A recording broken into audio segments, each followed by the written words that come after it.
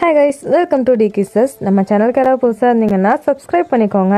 சரி வாங்க நம்ம வீடியோக்குள்ளே போயிடலாம். இந்த ட்ராமாவோட லாஸ்ட் எபிசோடில் பார்த்தீங்கன்னா நம்ம ஹீரோயினை தெரியாமல் ஹீரோ தள்ளி விட்டுருவாரு. அவங்க விழுக போகும்போது கரெக்டாக பிடிச்சிடுறாரு. அதுலேருந்து தான் இங்கே ஸ்டார்ட் பண்ணுறாங்க. ஹீரோ கரெக்டாக ஹீரோயினை பிடிச்சிடுறாரு. ரெண்டு பேரும் பார்த்துட்டே இருக்காங்க. ஹீரோ ஹீரோயினை தூக்கி விட்டுறாரு. நீ ஓகேவா அப்படின்னு சொல்லி கேட்குறாரு. ஹீரோயினுமே ஓகே தான் அப்படின்னு சொல்கிறாங்க.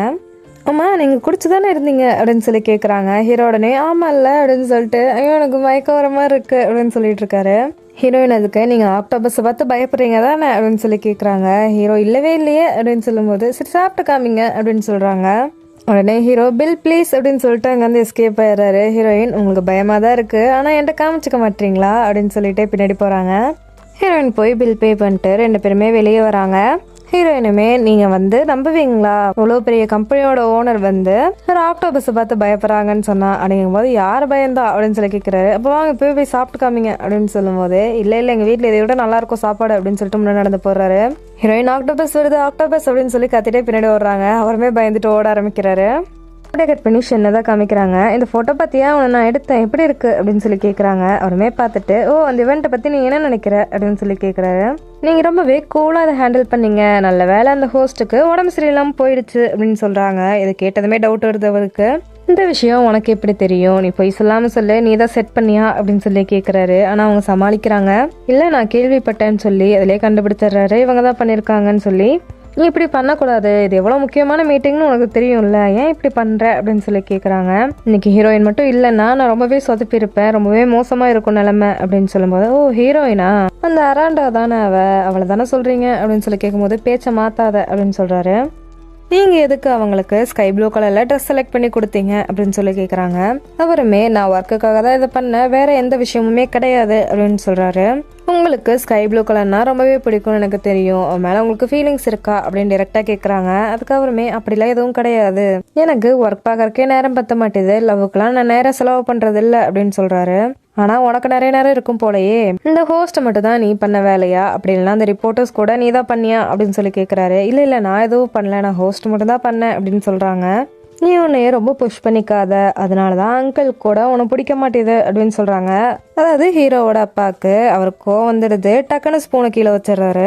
நீ நல்லா யோசிச்சு பாரு, உனக்கு இந்த ஃபினான்ஸ்லாம் செட் ஆகாது, நீ ஸ்டேஜில் இருக்கும்போது ரொம்பவே ஷைன் ஆன, உனக்கு இந்த கம்பெனி தான் கரெக்டு, நீ அதுக்கு பிரசிடென்ட் ஆகணும் அப்படின்னு சொல்லி மண்டை கழுவிட்டு இருக்காங்க. நீ இப்போ ஃபினான்ஸில் இருக்க, ஆனால் உனக்கு அது பிடிக்காதுன்னு எனக்கு நல்லாவே தெரியும், உனக்கு பிடிக்காத விஷயத்தில் நீ கவனம் செலுத்தாத அப்படின்னு சொல்கிறாங்க. அப்போ தான் இவர் ஒன்று யோசிச்சு பார்க்குறாரு. இவர் சின்ன வயசில் காலேஜில் மேஜர் செலக்ட் பண்ணும்போது வேணுங்கனே ஃபினான்ஸ் மாற்றிருப்பாரு. ஏன் அப்படின்னு கேட்கும்போது நான் இவனுக்கு ஹெல்ப்பாக இருக்கணும்னு நினைக்கிறேன் அப்படின்னு ஹீரோ சொல்லியிருப்பாரு. ஹீரோ அவருக்கு அதான் பிடிச்சிருக்குன்னு நினச்சிட்டு சரி உனக்கு ஏதாவது ஹெல்ப் என்ன கேளு நான் செய்கிறேன் அப்படின்னு சொல்கிறாரு. அதுக்கே அவங்க அப்பா உன் வேலையை மட்டும் நீ பாரு, உன்னோட படிப்பில் கவனம் செலுத்து, தேவையில்லாத விஷயத்துல எல்லாம் ஒரு டைம் ஸ்பெண்ட் பண்ணாத, உன்னோட வேலையை மட்டும் பாரு அப்படின்னு சொல்லியிருப்பாரு. ரெண்டுக்கு ரொம்பவே கஷ்டமா இருக்கும். ஹீரோ தான் சாப்பிடறதுலாம் எடுத்து வச்சு நீ சாப்பிடு அப்படின்னு சொல்லியிருப்பாரு. அதை யோசிச்சுட்டு இருக்கும் போதே ஷென் கேட்குறாங்க என்ன ஆச்சு அப்படின்னு சொல்லி. இவருமே ஒன்றும் இல்லை நம்ம கிளம்பலாம் டைம் ஆச்சு அப்படின்னு சொல்லியிருப்பாரு. இங்க அப்படியே கட் பண்ணி ஹீரோ தான் காமிக்கிறாங்க.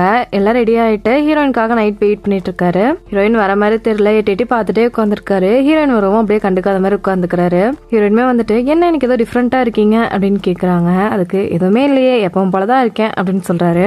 இல்லையே ஏதோ சரி இல்லையே, சரி எனக்கு என்ன வந்துச்சு அப்படின்னு சொல்லி போய் நைட் ட்ரெஸ் எல்லாம் மாத்திட்டு வராங்க.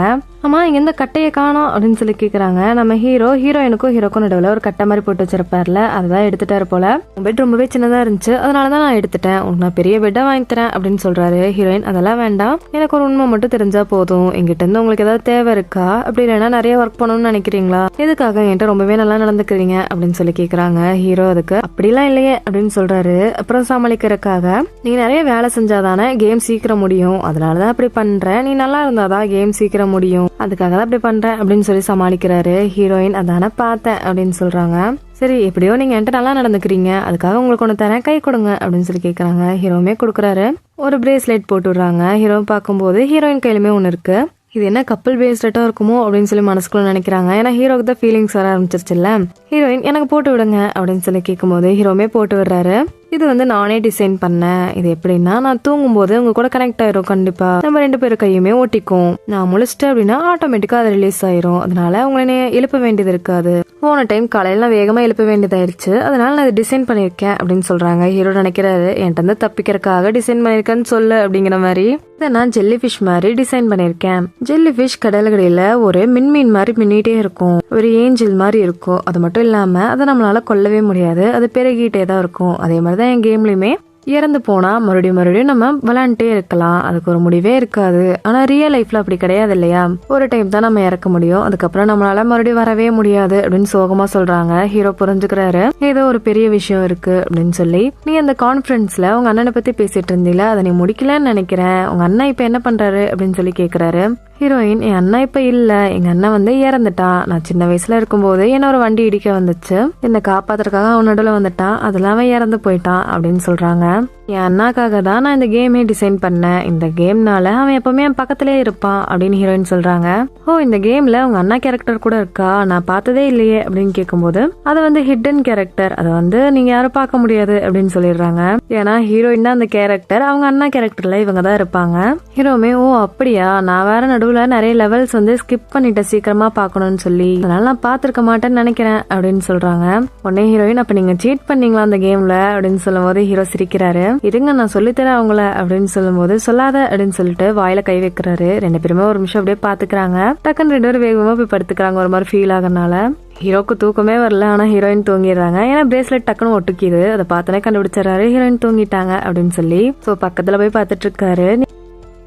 கவலைப்படாம இரு, உங்க அண்ணன் மாதிரியே நானுமே உன்னை பாதுகாப்பேன் அப்படின்னு சொல்றாரு. அப்ப ஹீரோயின் ஃபேஸ்ல வந்து கொஞ்சம் ஹேர் இருக்கு, அதை எடுத்து விடுறாரு. அப்ப ஹீரோயின் தூக்கத்துல வளர்றாங்க. நீங்க பயப்படாதீங்க, அது ஒன்னும் உங்களை சாப்பிட்டாது ஆக்டோபஸ் அப்படின்னு சொல்றாங்க. ஹீரோ சிரிக்கிறாரு. இங்க மிஸ்டர் லின்னதான் காமிக்கிறாங்க. அந்த ஃபுட்டேஜ் இருக்கு இல்லையா, அதை பார்த்துட்டு இருக்கும் போது கண்டுபிடிச்சாரு யார் அந்த ஃபுட்டேஜ்ல இருக்கிறது, யார் அந்த வைரஸ் காரணம்னு. ஆனா கொஞ்சம் ஷாக் ஆகுறாரு. அதை அப்படியே கட் பண்ணி காலையில காமிக்கிறாங்க. ஹீரோயினும் பஸ் ஸ்டாப்ல நிக்கிறாங்க. ஹீரோயின் நான் மீட்டிங் போறேன், நீங்க எதுக்கு வரீங்க என் கூடவே அப்படின்னு கேட்கும்போது நான் என் ஸ்டாஃப்ஸ் எல்லாம் பார்க்கணும்னு நினைக்கிறேன், அதனாலதான் உன் கம்பெனிக்கு வரேன் அப்படின்னு சொல்றாரு.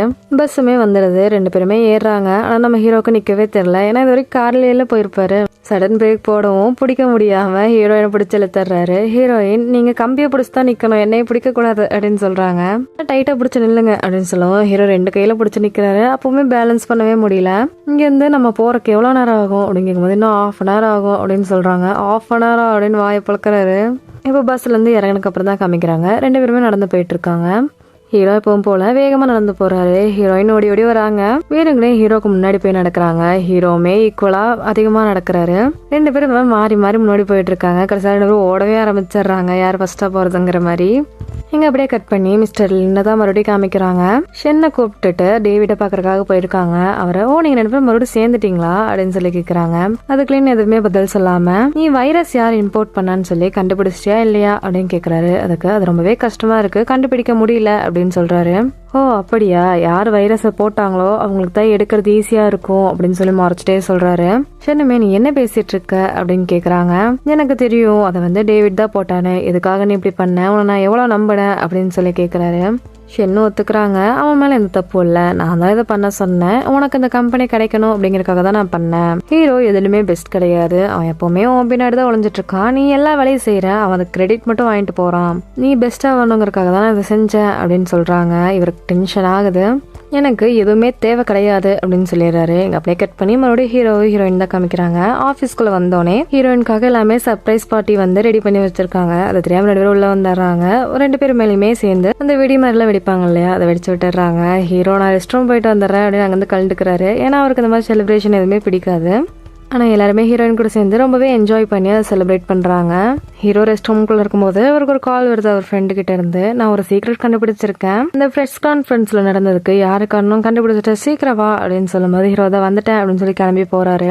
அவங்க ஃப்ரெண்டுமே எனக்கு யாரு காரணம் தெரிஞ்சிருச்சு, ஆனா எனக்கு ஷாக்கிங்கா இருக்கு, இந்த போட்டோல இருக்கு பாரு அப்படின்னு சொல்லி கொடுக்குறாரு. பார்த்ததுமே நீ வந்து என்ன பண்ணணும்னா ஹீரோயினோட கம்பெனி ஃபுல்லா சிசிடிவி ஃபிக்ஸ் பண்ணணும், எனக்கு ஓ மேல மட்டும் தான் நம்பிக்கை இருக்கு, அதனாலதான் உன்கிட்ட இந்த பொறுப்பை கொடுக்குறேன் அப்படின்னு சொல்றாரு. அவருமே சரி அப்படின்னு ஒத்துக்கிறாரு. ஹீரோ மிஸ்டர் லின் கால் பண்ணி சீக்கிரம் வா, நான் கண்டுபிடிச்சிட்டேன் யார் இதுக்கெல்லாம் காரணம்னு அப்படின்னு சொல்றாரு. அவருமே கிளம்பி வரும்போது இந்த போட்டோ கொடுக்குறாரு. யாருன்னு பார்த்தா அங்கிள் தான் இதுல இருக்காரு. அங்கிள் அப்புறம் அவர் கூட இருப்பார்ல ஒரு கூட்டுக்கலவாணி, அவரும் அப்புறம் அந்த சிறப்பதி கிடைச்சாரு இல்லையா, அவர் 3 பேரும் தான் இருக்காங்க. அதை பார்த்ததும் அவர் இதை தான் கண்டுபிடிச்சியா அப்படிங்கிற மாதிரி தான் லுக்கு கொடுக்குறாரு. இவங்க தான் வந்து அந்த ரிப்போர்ட்டர்ஸ் மீட்டிங் காரணம், இவங்க தான் வைரஸும் பண்ணியிருப்பாங்கன்னு நினைக்கிறியா அப்படின்னு சொல்லிட்டு அவங்க அண்ணன் கேட்குறாரு. அதுக்கு இவர் அது எனக்கு கன்ஃபார்மாக தெரியல, நம்மக்கிட்ட எந்த எவிடன்ஸும் கூட இல்லை, உன்ட்ட அந்த சிசிடிவி இருந்துச்சுல்ல, அதில் யார் இருக்கான்னு கண்டுபிடிச்சிட்டியா அப்படின்னு கேட்கும்போது அதை நான் மிஸ் பண்ணிட்டேன் அப்படின்னு சொல்கிறாரு. ஆனால் ஹீரோ ஏதோ கெஸ் பண்ணுறாரு, ஏதோ தப்பாக இருக்குது அப்படின்னு சொல்லி அவங்க வீட்டில் இருக்கவங்களுக்கு கால் பண்ணி நீங்கள் டின்னர் ரெடி பண்ணி வைங்க, இன்னைக்கு முக்கியமான ஒரு மீட்டிங் இருக்குது, 2 பேர் தான், எங்களுக்கு மட்டும் ரெடி பண்ணி வைங்க அப்படின்னு சொல்கிறாரு.